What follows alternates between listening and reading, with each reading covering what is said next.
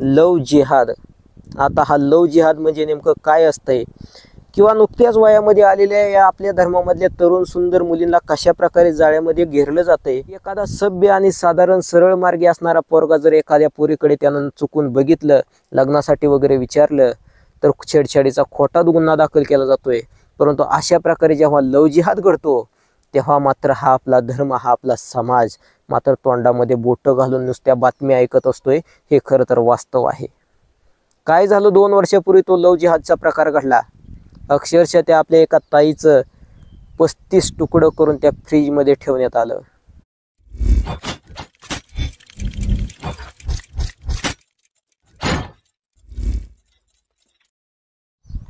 नमस्कार मंडळी, जय जय रामकृष्ण हरी।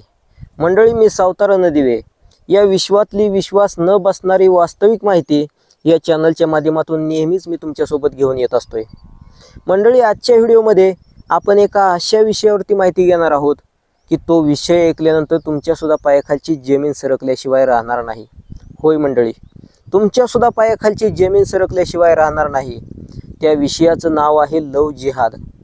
होय मंडळी, तुम्ही एकदम क्लिअर आणि अचूक शब्द ऐकला, लव जिहाद। आता हा लव जिहाद म्हणजे नेमकं काय असतंय किंवा नुकत्याच वयामध्ये आलेल्या या आपल्या धर्मामधल्या तरुण सुंदर मुलींना कशा प्रकारे जाळ्यामध्ये घेरलं जातंय ते सविस्तरपणे या व्हिडिओमध्ये आपण बघणारच आहोत। परंतु त्याच्या अगोदर सोशल मीडियावरती रील स्टार असणारी एक आपल्या धर्मामधली मुलगी नेमकं काय म्हणते ते तुम्ही फक्त ऐका। त्या मुलीचं नाव मी सध्या गुपित ठेवतोय, तिचा आवाज फक्त तुम्ही ऐका की ती काय म्हणते। होऊन दिली नाही, तोही नाही झाला, त्याचं आयुष्य खराब केलं आणि तिचं पण केलं। ह्याला मुस्लिम असं म्हणतात।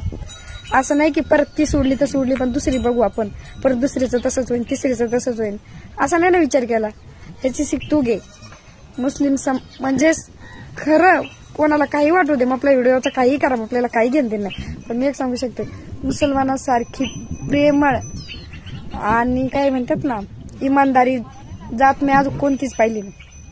मी कोणत्याही जातीची असू दे। आता तुम्ही लोकांना गाणगाण कमेंट करते ना, असं तसं तसं असं कसं करा, मग आपल्याला काय करायचं। तर ऐकलं मंडळी, मुस्लिम धर्मामधली मुलं किंवा मुस्लिम धर्माची लोक ही फार प्रेमळ आणि इमानदार असतात।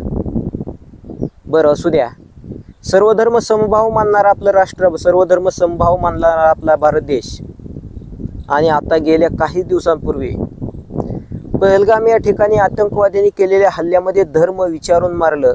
त्या ठिकाणी गेलेल्या आपल्या 27 लोकांना मारलं।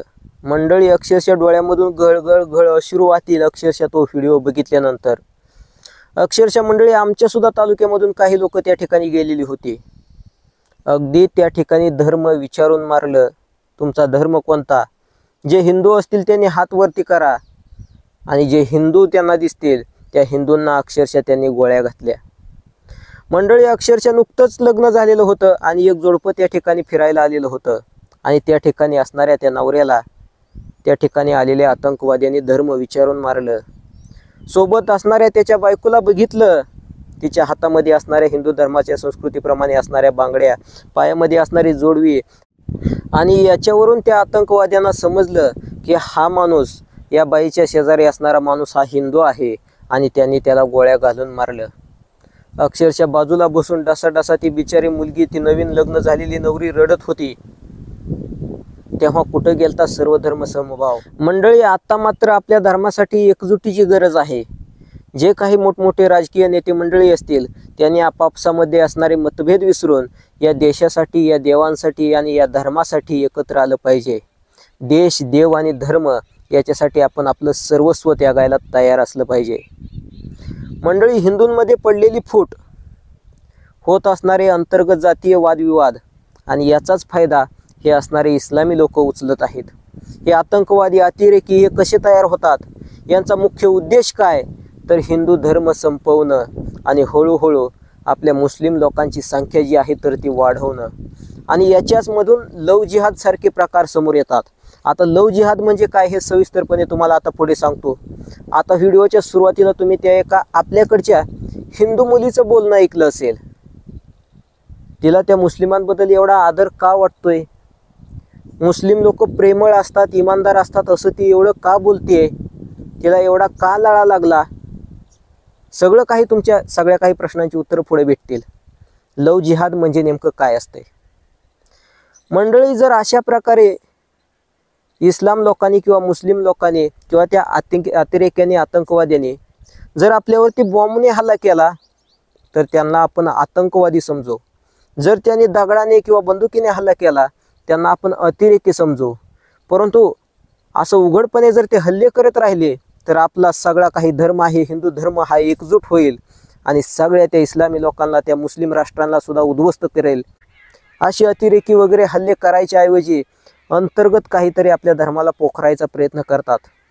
आपल्या धर्मामध्ये असणाऱ्या नुकत्याच वयामध्ये आलेल्या पोरींना जाळ्यामध्ये ओढतात आणि त्यांच्याशी त्यांना फसवून लग्न करतात.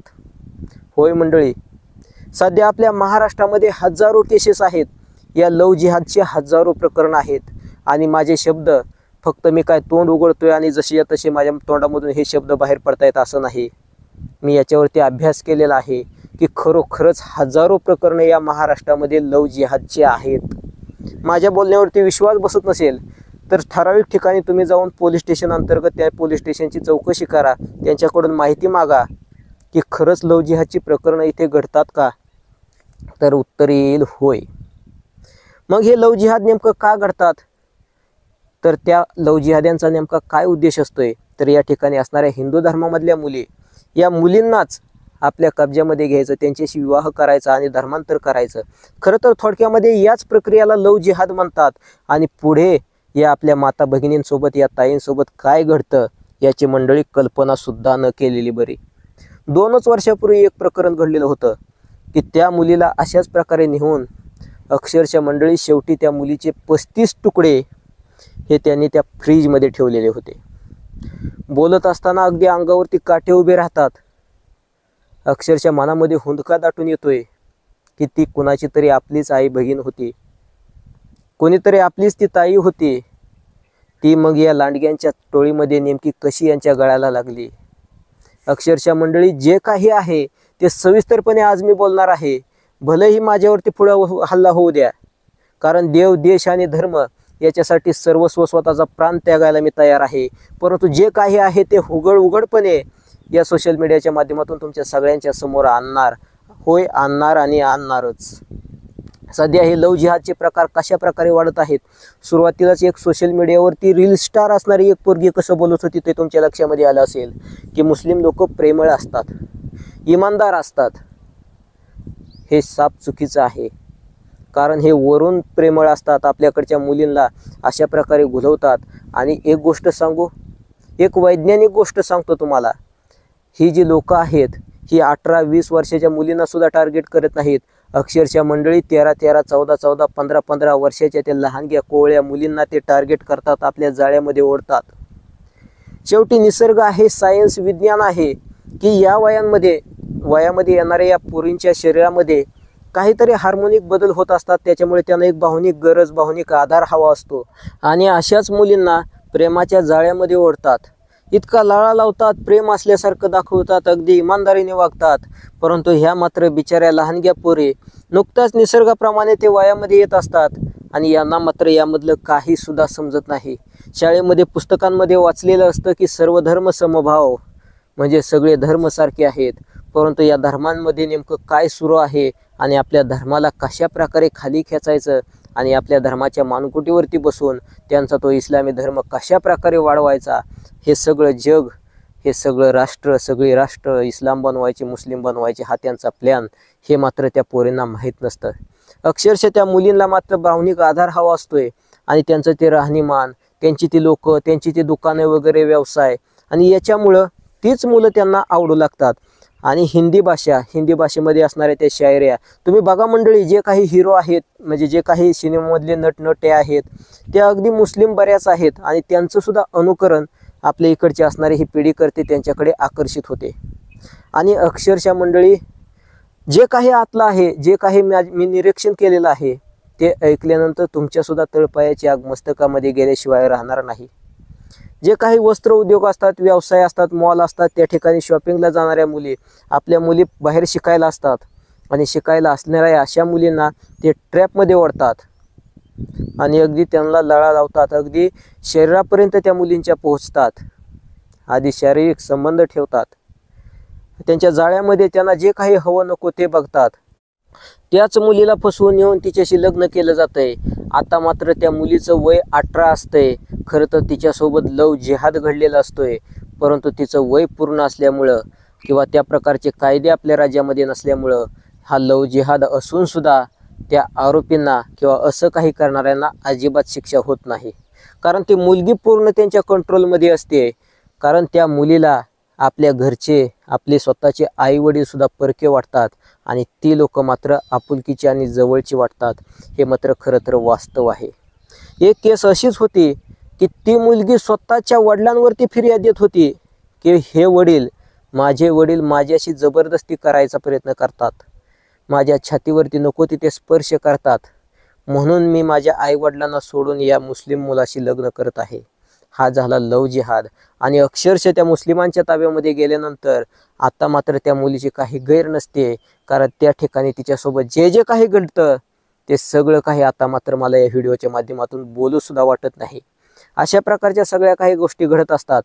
आणि मंडळी, एक समाजामधलं आपलं वास्तव सांगू. सध्या जर एखादी मुलगी असेल आणि आपल्यासारखा, माझ्यासारखा, तुमच्यासारखा एखादा सभ्य पोरगा त्या मुलीला लग्नाबद्दल सहज बोलला किंवा जे काही झालं, तर त्यानंतर थेट त्या सर्वसाधारण सभ्य पोरावरती छेडछाडीचा गुन्हा दाखल केला जातोय. होय मंडळी, हे समाजामधलं हे वास्तव आहे की एखादा सभ्य आणि साधारण सरळ मार्गी असणारा पोरगा जर एखाद्या पोरीकडे त्यानं चुकून बघितलं, लग्नासाठी वगैरे विचारलं, तर छेडछाडीचा खोटा गुन्हा दाखल केला जातोय. परंतु अशा प्रकारे जेव्हा लव जिहाद घडतो तेव्हा मात्र हा आपला धर्म, हा आपला समाज मात्र तोंडामध्ये बोटं घालून नुसत्या बातम्या ऐकत असतोय. हे खरं तर वास्तव आहे. काय झालं, 2 वर्षापूर्वी तो लव जिहादचा प्रकार घडला. अक्षरशः त्या आपल्या एका ताईचं 35 तुकडं करून त्या फ्रीजमध्ये ठेवण्यात आलं. काय झालं बघा ना. आपण नेमकं काय करतोय? आपल्या धर्माची ही एकजूट आहे का? हे आपण प्रथमतः लक्षामध्ये घेतलं पाहिजे.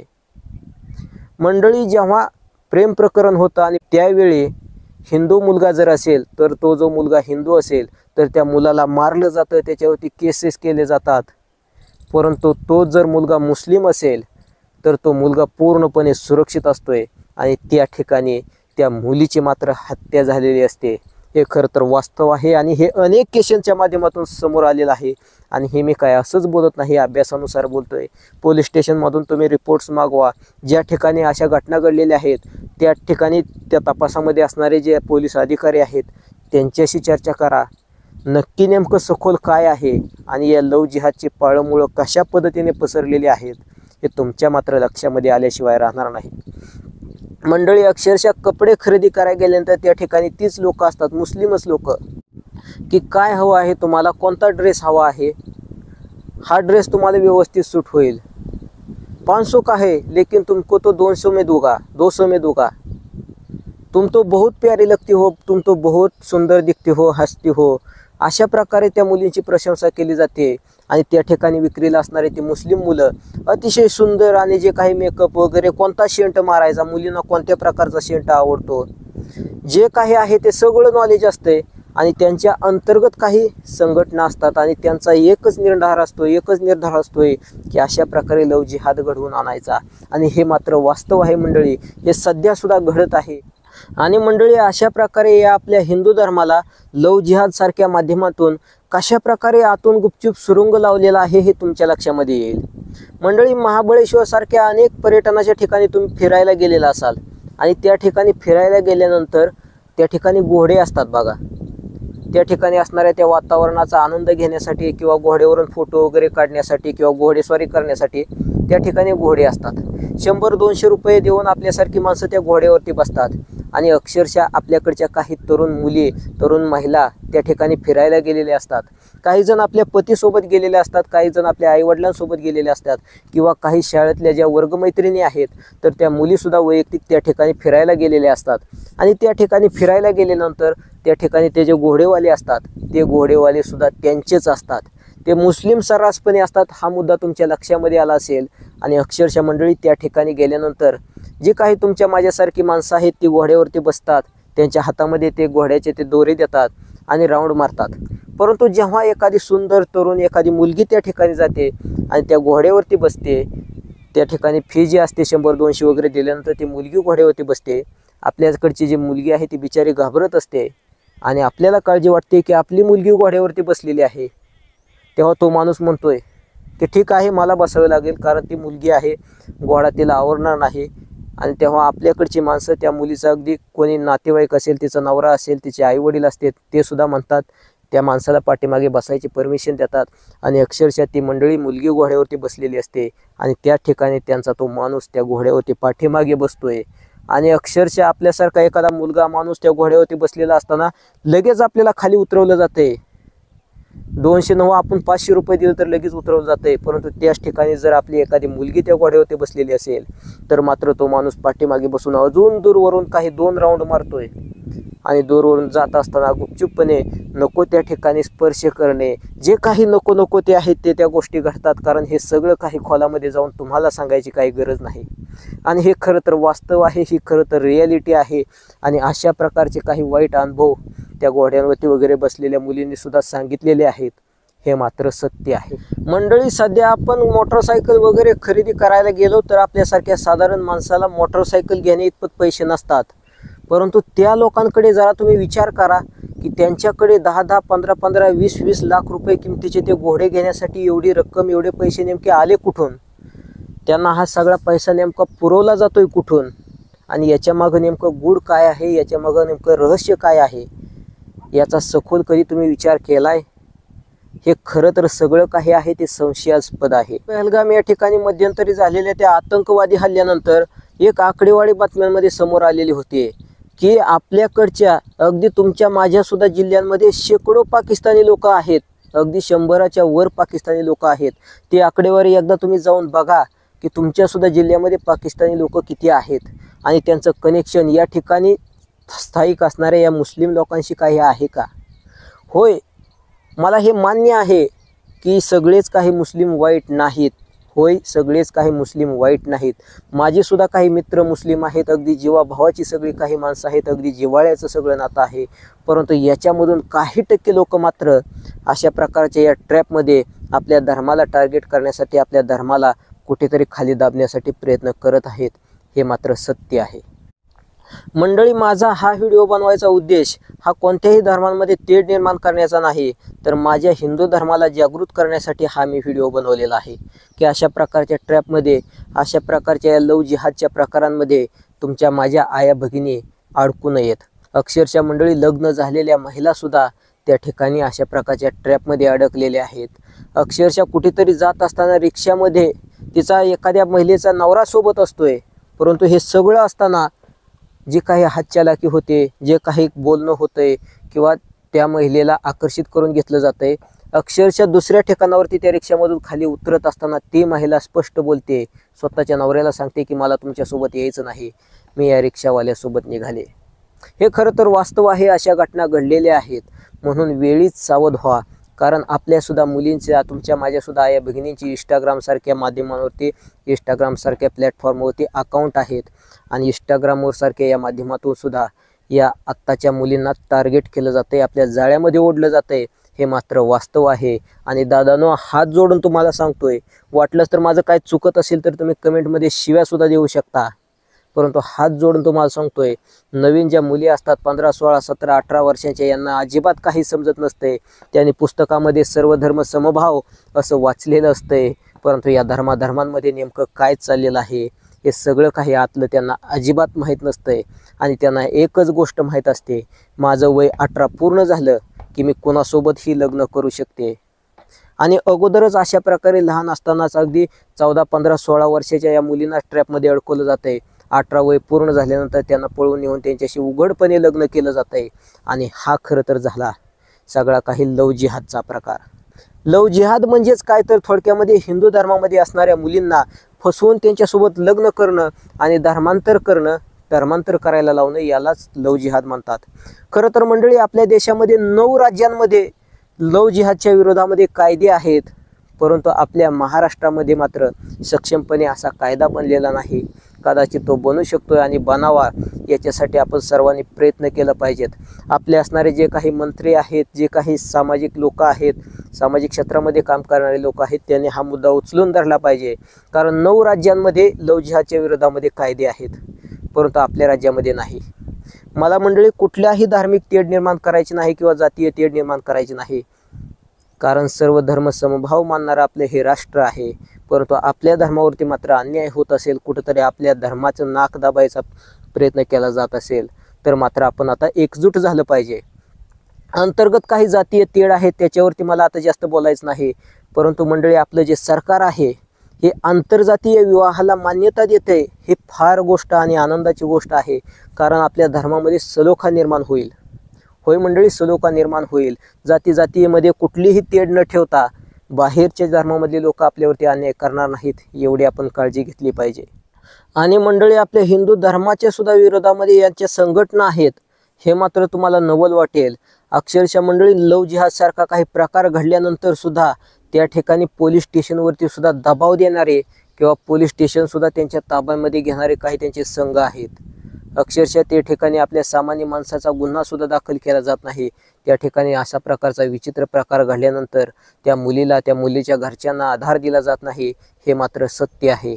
सत्य आणि वास्तव जे काही आहे तर ते उघडपणे मी नेहमीच आपल्या चॅनलच्या माध्यमातून बोलत असतोय. अक्षरशः मंडळी मागाशिकच मी तुम्हाला सांगितलंय की तुमच्या माझ्यासारख्या गरीब साधारण सभ्य पोरानं जर एखाद्या मुलीला लग्नासाठी विचारलं तरी ती मुलगी किंवा तिचे घरचे पोलीस स्टेशनमध्ये जाऊन थेट फक्त लग्नासाठी विचारलं असता थेट छेडछाडीचा गुन्हा दाखल करतायत आणि साधारण सभ्य पोरांना मारलं जाते, त्या ठिकाणी गुन्हा दाखल होतोय.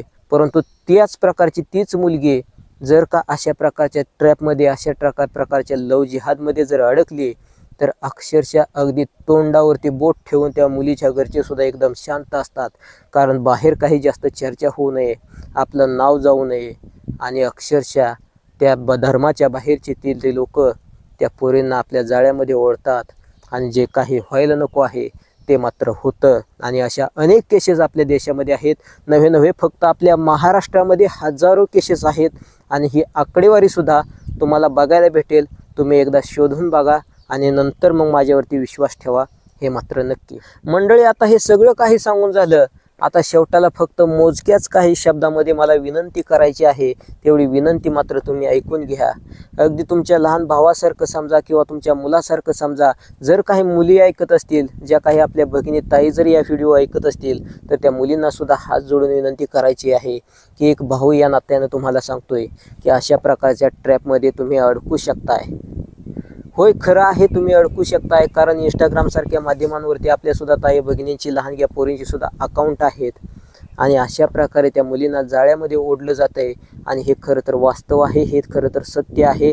कारण सोशल मीडियावरती असणारी रील स्टार मुलगी सुरुवातीला काय बोलत होती, तिचा व्हिडिओ, तिचा म्हणजे आवाज या व्हिडिओमध्ये तुम्हाला ऐकवला मी तुम्हाला. ती नेमकी काय म्हणत होती की मुस्लिमांसारखे प्रेमळ आणि इमानदार माणसं कोणीच नसतात. असं ती का म्हटली असेल, तिला समाजामध्ये काहीतरी अनुभव आला असेल. मुलींना सोशल मीडियावरती कशा प्रकारे पटवलं जातंय. होय, मी निर्भीड आणि स्पष्टपणे बोलतो की पटवलं जातंय.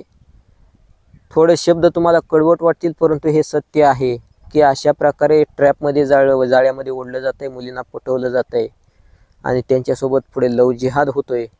आणि हे खरं तर वास्तव आहे. आता तरी हिंदूंनी एकजूट झालं पाहिजे.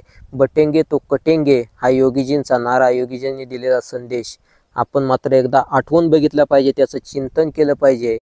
तेव्हा मात्र सगळं काही तुमच्या लक्षामध्ये येईल आणि कशा प्रकारे आतंकवादी, अतिरेकी हे हल्ले करून सुद्धा याच्या व्यतिरिक्त आपल्या धर्माला कसं पोखरलं जातं हे मात्र तुमच्या लक्षामध्ये येईल. मंडळी, अक्षरशः सरकारने सुद्धा आपल्यावरती काही निर्बंध लाभलेले आहेत, काही निर्बंध घातलेले आहेत की हिंदू धर्मामध्ये 2 पेक्षा जास्त अपत्य नकोत. परंतु त्यांची जी इस्लामिक राष्ट्र आहेत किंवा जी काही मुस्लिम राष्ट्र आहेत, त्या मुस्लिम राष्ट्रांमध्ये अक्षरशः ज्याला जास्त मुलं आहेत त्यांना पैसे दिले जात आहेत, त्यांना सपोर्ट केला जातोय. जास्त मुलं, जास्त पुढची पिढी मोठी निर्माण करावी, जास्त धर्म आपला वाढावा, लोकसंख्या वाढावी, यासाठी ते सरकार त्यांना सपोर्ट देत आहे. परंतु आपलं सरकार हम दो हमारे दो अशा प्रकारे आपली संपत्ती, आपली लोकसंख्या ही कमी करायचा प्रयत्न करत आहे.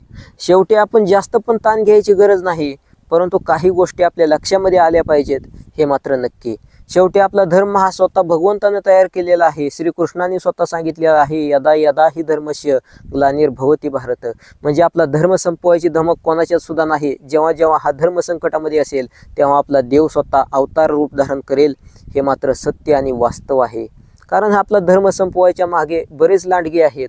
अगदी त्या औरंगजेबापासून त्याच्या अगोदरपासून बरेचसे काही इस्लामिक जे काही राज्यकर्ते होते त्यांनी सुद्धा हेच चालू केलं. आपला धर्म संपवायच्या त्या प्रयत्नामध्ये होते. आपल्या मुली, आपल्या महिला ही खरं तर आपली संपत्ती आहे आणि हीच ती ओढून घेतात आणि त्यांच्याकडे धर्मांतर करतात, त्यांच्याशी विवाह करतात. आणि आपला धर्म मात्र कमी राहिला पाहिजे. आपल्या धर्माच्या त्या उरावरती बसून संपूर्ण जगावरती त्यांचा इस्लामी धर्म, मुस्लिम धर्म पसरवायचा हाच त्यांचा मूळ हेतू होता. जो हेतू त्या औरंगजेबाचा होता तोच हेतू आता असणाऱ्या त्या लव जिहाद्यांचा सुद्धा आहे किंवा त्या आतंकवाद्यांचा आहे, अतिरेक्यांचा आहे. हे आपल्याला समजलं पाहिजे. म्हणून आपण आता या आपल्या धर्मासाठी एकत्रित आलं पाहिजे, एकजूट झालं पाहिजे. खरं तर देव, देश आणि धर्म याच्या पुढे आपण आपल्या जीवाची सुद्धा पर्वा करायला नको आहे. देव, देश आणि धर्म याच्यासाठी जरी सर्वस्व त्यागायची गरज पडली तरी आपण क्षणाचा सुद्धा विलंब न करायला पाहिजे. तर धन्यवाद मंडळी. भेटूया पुढच्या एखाद्या नवीन व्हिडिओसोबत. तोपर्यंत धन्यवाद. जय हिंद. वंदे मातरम.